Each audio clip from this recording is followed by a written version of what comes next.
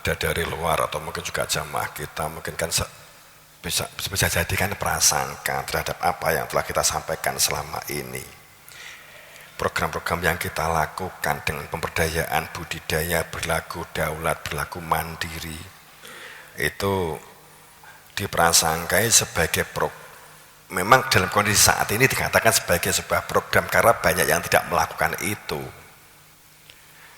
Karena banyak yang tidak melakukan sehingga sepertinya kan ada peluang saat seseorang itu tidak berlaku sehat, kemudian banyak orang sakit, maka ini adalah peluang bagi mereka yang terbiasa hidup sehat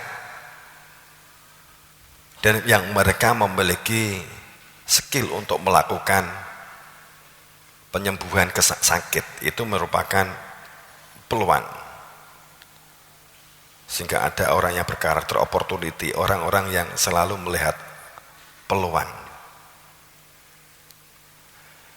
Sebenarnya apa yang saya lakukan, yang dikira mungkin apakah pada saat ada yang berkata, ya mohon maaf kalau ada ungkapan bahwa apa yang saya lakukan semuanya hanya karena sebuah perintah dari sebuah guru-guru, itu kan anak mergo kita ini kalau kita ngomong kejamaahan ini keilmuan ya. Tapi sebelum saya ngomong ke sini, kira ini juga ada santri banyak baru.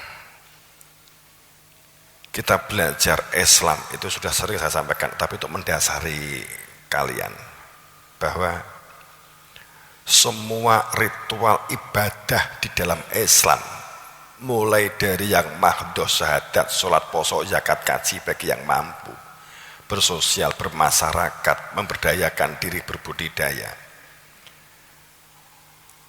memiliki perilaku kemandirian, membaca Al-Quran, belajar kitab. Yang sering orang dibincangkan itu adalah hanya masalah yang dikontradiktifkan, yang dipertentangkan.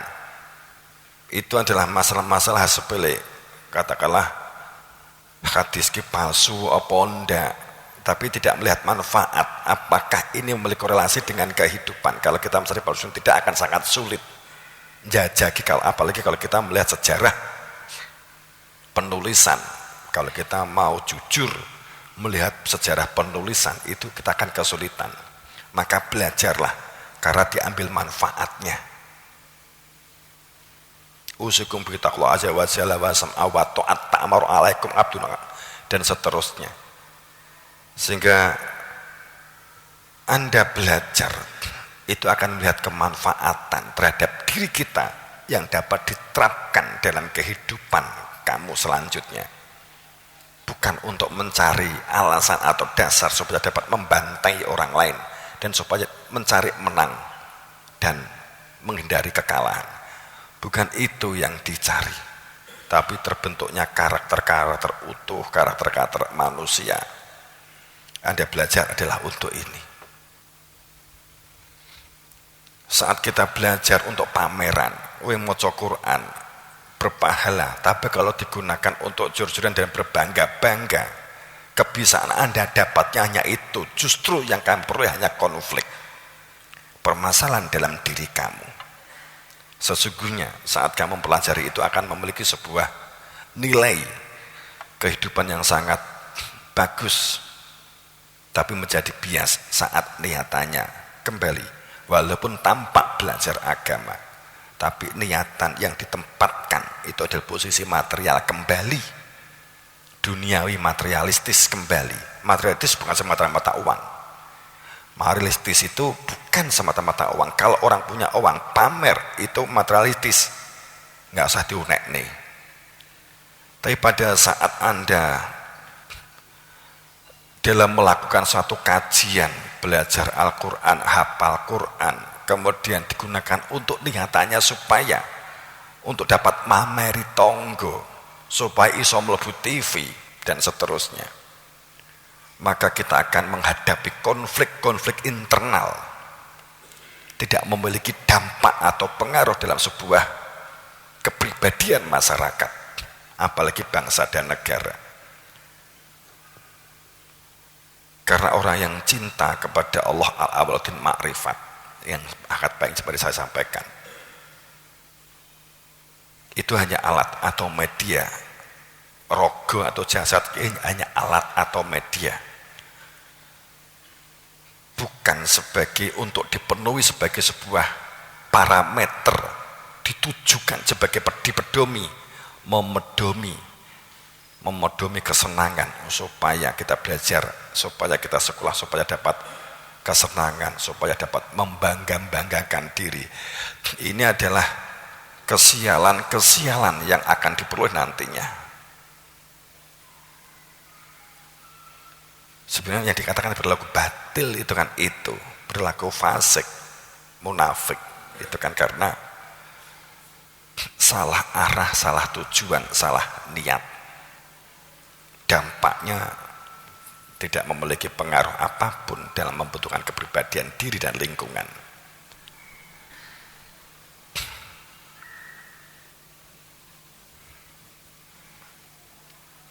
Belajarlah dengan sungguh. Belajarlah dengan sungguh-sungguh. Ya, kita harus belajar dengan sungguh-sungguh. Tapi jaga niatnya juga harus sungguh-sungguh. Sayang, terkadang orang itu gelem sinau kinake arep dipamer nih, itu menjadi hebat pada saat tanpa harus ada pameran, tanpa harus ada lomba, tapi Anda tetap berlaku bersih, Anda tetap belajar dengan baik tanpa melihat ranking atau tidak. Belajar adalah kebutuhan, bukan kebutuhan. Kesenangan akan mengikuti, kan begitu sebenarnya kan.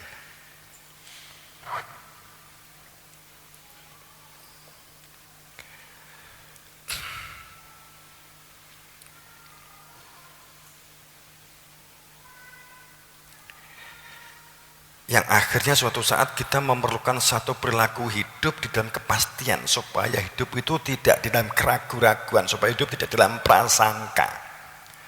Orang yang mengejar kesenangan, orang yang mengejar bangga-bangga, orang yang mengejar pamer, itu akan berada di dalam posisi ngambang, menjadi orang yang peragu, menjadi orang yang tidak memiliki pedoman. Pedoman utama itu adalah akal rasional, itu yang diproses. Akal dalam proses rasional dan nalar. Kemampuan mendengarnya, kemampuan melihatnya itu mampu diurai oleh nalar dan rasional. Ini yang diperlukan saat orang rasional dan nalarnya tidak terbentuk, tidak terbangun, kemampuan mendengarnya baik, iso krungu iso krungu, informasi ini cepet, ya iso ndelok ya cepet, tapi nalarnya enggak jalan, rasionalnya enggak melaku, akale mati, maka dia akan menjadi orang dementor. Dia akan menjadi perusuh, dia akan menjadi orang yang bukan supporting. Apa waliannya supporting? Provokator.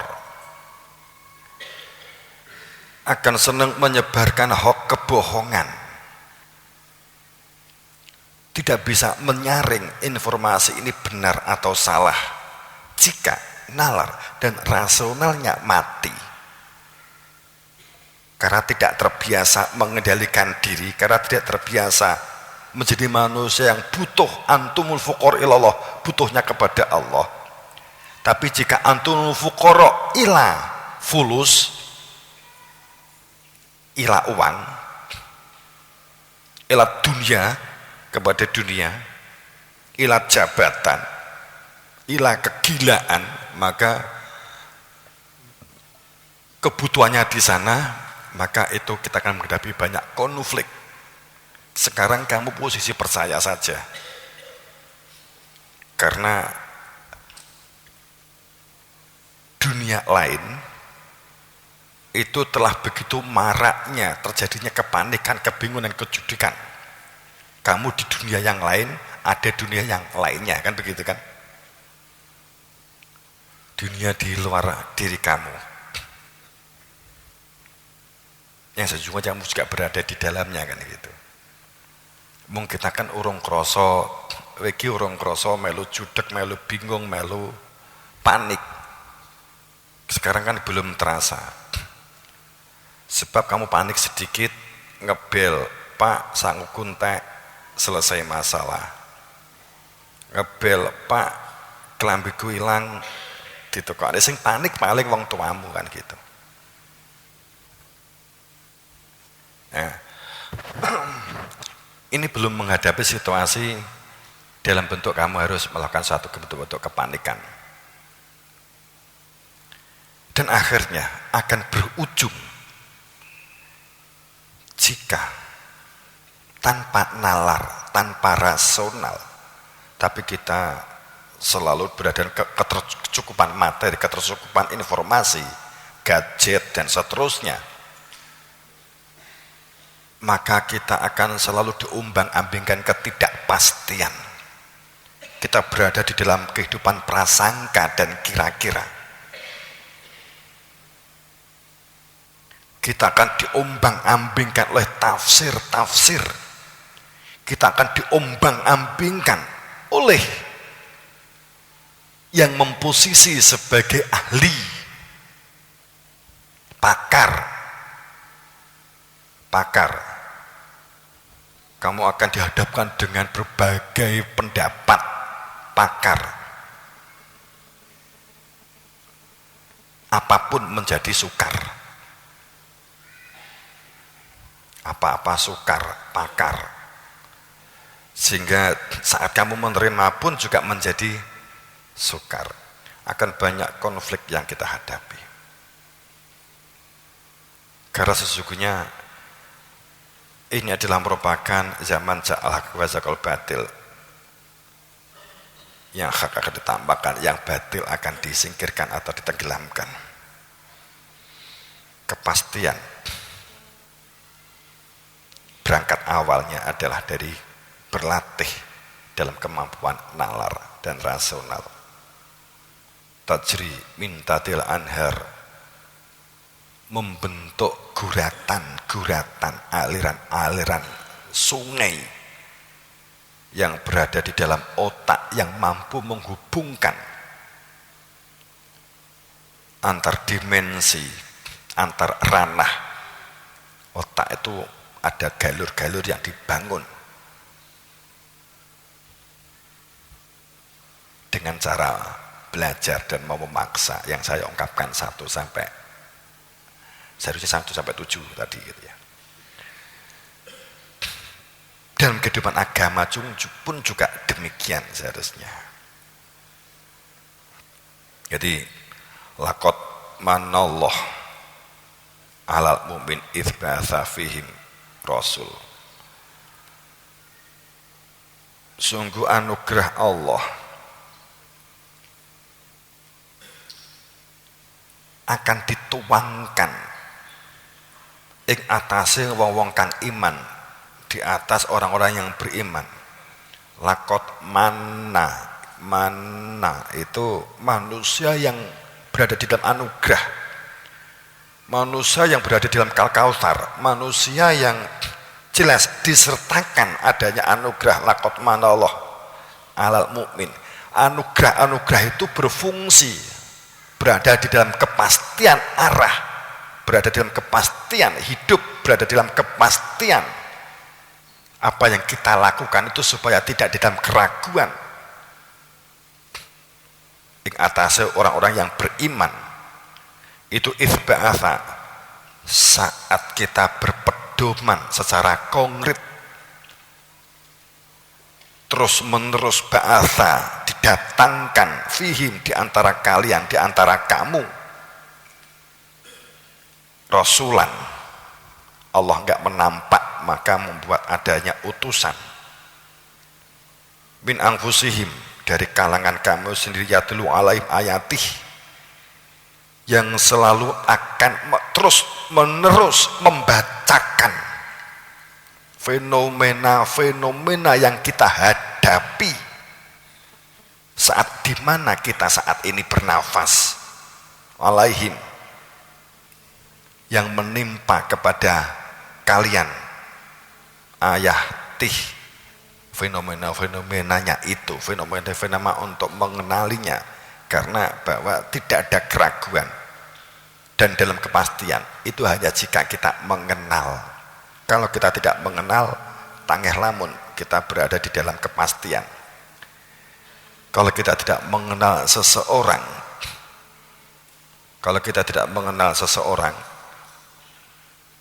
kemudian yang kita pastikan adalah minggu depan nikah, tapi orangnya belum kita kenal, itu adalah bohong. Wetan ngarep minggu ngarep nikah, karo sapa? Karo Luna Maya, kenal aja ndak. Kita hanya akan berada di dalam satu kepastian. Awalnya adalah mengenal. Kamu dalam kepastian sekolah ini akan baik, di pondok ini akan baik, maka awalnya enek otriba, kan gitu ta. Untuk mengenal lebih tentang pendidikan yang akan kamu jalani di Pemusda ini. Awalnya adalah mengenal. Wa yuzakihim. Kamu kalau sudah berada di Pemusda ini, maka kelakuan-kelakuan salah itu mungkin dapat dibenahi oleh ustadzmu. Wa yuzakihim, dimaklumi, dibersihkan. Tapi kalau tidak terdaftar sebagai santri, walau perilakunya adalah perilaku santri, menirukan perilakunya santri, maka wa yuzakihim itu gak akan terjadi. Maka keberuntungan yang hebat, yang luar biasa kepada orang yang mukmin, yang telah mukmin itu istilah beda dengan yakin. Mukmin itu beda dengan yakin, beda dengan mukinun, beda dengan percaya. Iman, percaya, dan yakin itu berbeda.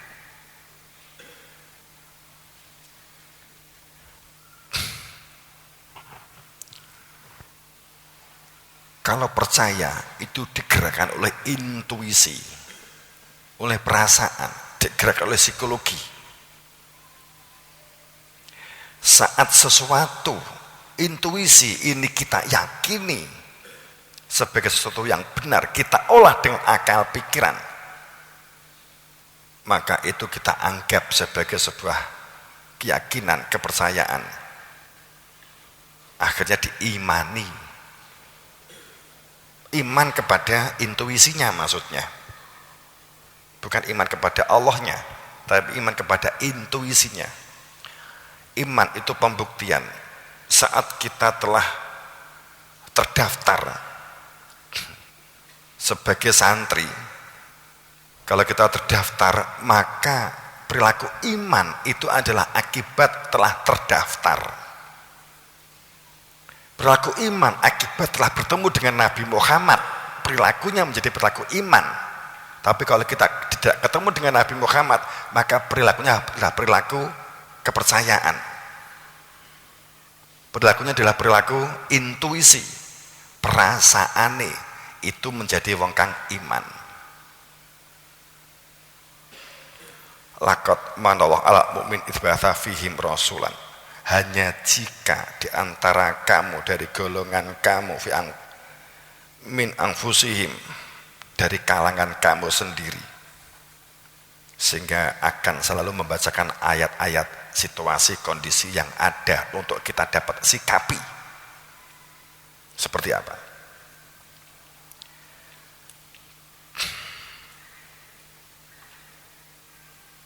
Sehingga esodidar itu wayu zakihim, yang menyucikan, yang membersihkan. Ini berarti harus hadap-hadapan. Kesannya zaman Nabi Muhammad, Kanjeng Nabi, Allah ba'do, itu makanya nek wong Kristen kan enek tebusan gitu loh. Mestinya ya berhak Nabi Isa toh. Nabi Isa.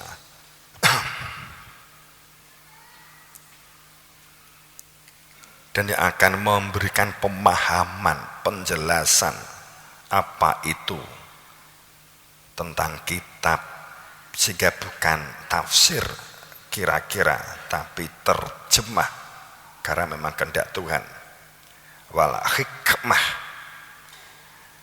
dan akan dibuka tentang hikmah kehidupan.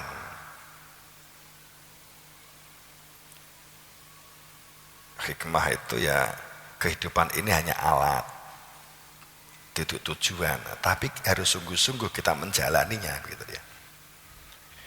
Wa ingkanu min qabl, akan tetapi situasi wa ingkanu, dan sungguh situasi dan keadaan seseorang itu saat tidak bertemu fihim rasulan min anfusihim lafidulali mubin, sesungguhnya berada di dalam kegelapan. Ini kan bicara ayat, ini kan kita bicara ayat Al-Imran 164 itu.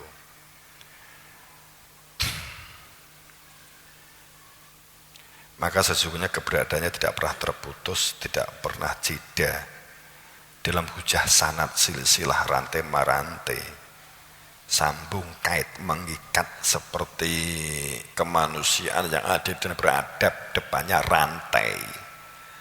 Itu kait mengikat, itu tidak akan pernah jeda.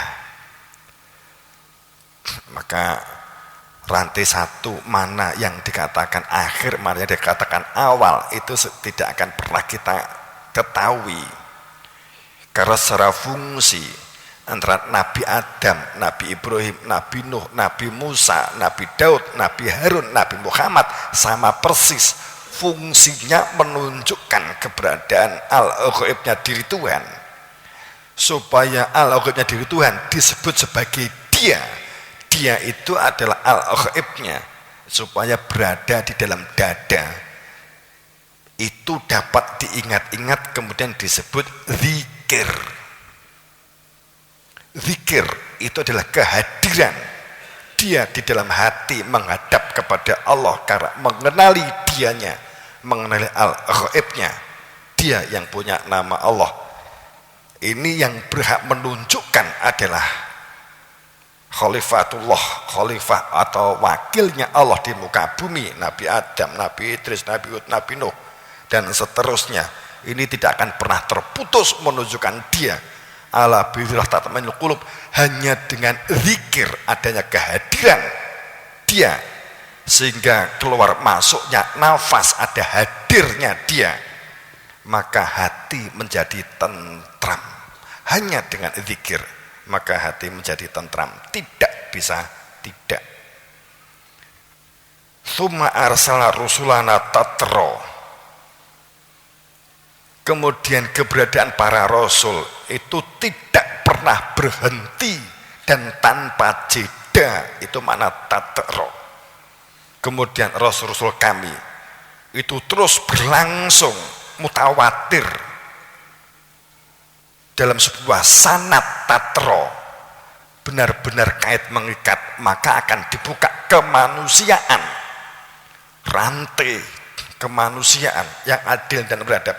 Pancasila itu jika menggunakan rasional nafsu sekilas, mestinya rantai itu berada di ketiga, persatuan Indonesia. Rantai itu mestinya persatuan, kemanusiaan itu mestinya beringin secara sekilas. Tapi kenapa rantai itu yang kedua? Karena itu sesungguhnya adalah adanya silsilah, ada sanad untuk membuka tentang inti manusia, sehingga disebut kemanusiaan. Saat ini dikenali, maka akan berlaku yang disebut dengan adil dan punya adab. Adil karena dalam mengatur, mampu mengadili diri dan memiliki adab, sadar sebagai hamba dalam melakukan pemberdayaan dan budidaya dalam kehidupan masyarakat. Inilah sesungguhnya kemanusiaan yang adil dan beradab.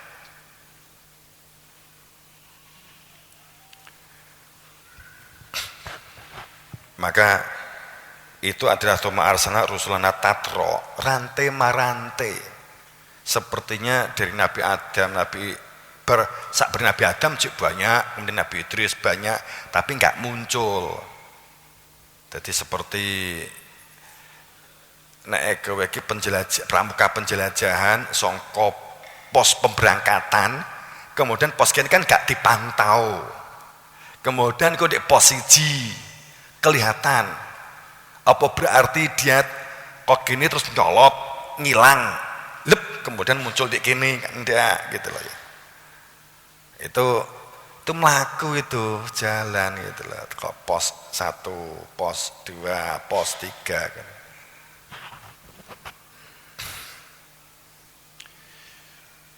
Yang kita kenal hanya 25 nabi rasul, padahal nabi rasul itu sambrek seara gadak. Di sebenarnya kali ini kan posisi jamaah.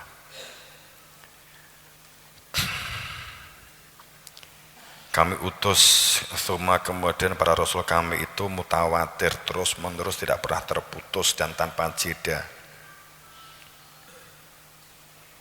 Kulama umat rusulana umat rasulaha kadzabuh. Pada saat dikatakan kullama ja'a umat rasulaha kadzabuh, namun setiap keberadaan datang Rasul dengan membawa ajaran risalah yang menunjukkan keberadaan dia supaya musyahidan, supaya manusia itu bersaksi, menyatakan dengan sebenar-benarnya kesaksiannya. Akan tapi umat yang sezaman dengan para rasul saat itu selalu mendustakan, fa'atba'na ba'duhum ba'do wa ja'alnahum ahadits. Akhirnya karena mereka mengingkari, mendustakan para umat mendustakan saat para rasul di zamannya yang sezaman itu ditampakkan, maka umat itu akibatnya mereka saling kait mengkat di antara mereka, berkonspirasi, kami perikutkan menjadi saling ikut mengikuti di antara mereka. Jika yang pertama salah, maka selanjutnya akan semakin bias dan semakin salah.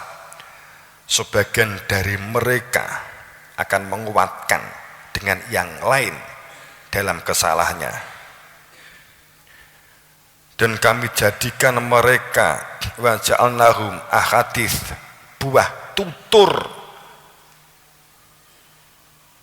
fa'budali qaumi la yu'minun. Maka amal perbuatan yang dilakukan menjadi sia-sia bagi mereka yang tidak beriman. Ini kan kengerian.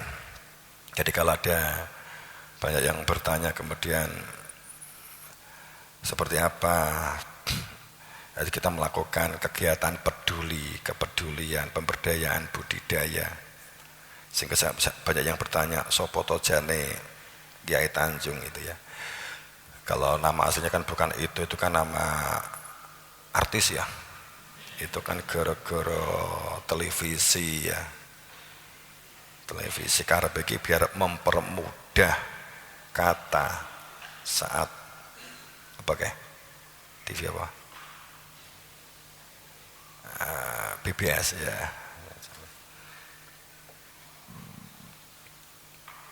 Banyak komentar-komentar yang ya saat ini ya positif sih. Akankah saya mengatakan terima kasih saat ada yang memuji ke saya? Akan saya mengatakan terima kasih saat ada yang gunggung kepada saya? Namun bahwa saya sama sekali tidak ingin terjebak dalam kultus dan berbangga-bangga menepuk dada.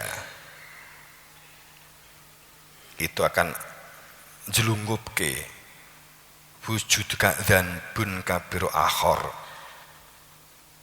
Dosa yang besar itu adalah perbuatan yang kita lakukan, kemudian kita merasa wujud, merasa bisa,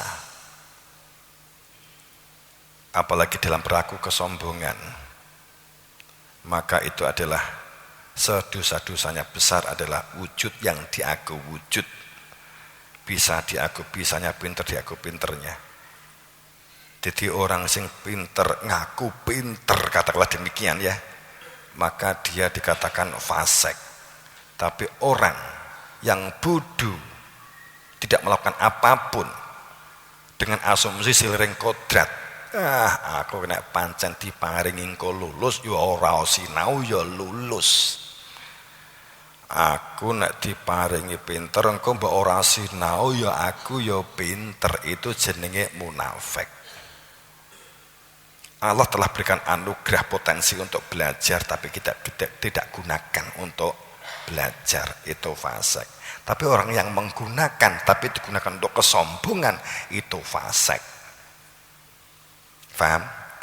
Saya ulang, orang yang telah Allah beri potensi telinga, mata, pikiran, tidak digunakan, pembiaran,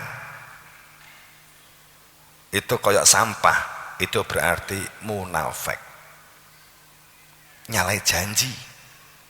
Tapi saat orang dia melakukan,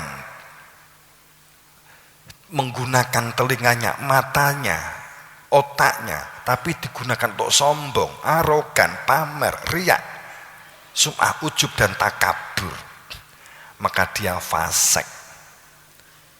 Dia gunakan kemudian diaku sebagai miliknya, itu adalah padahal dari Allah. Padahal itu hanya alat untuk mengembalikan unsur tentang diri fitrah supaya dapat dikembalikan kepada Allah, fitrah manusia supaya dapat kembali kepada Allah.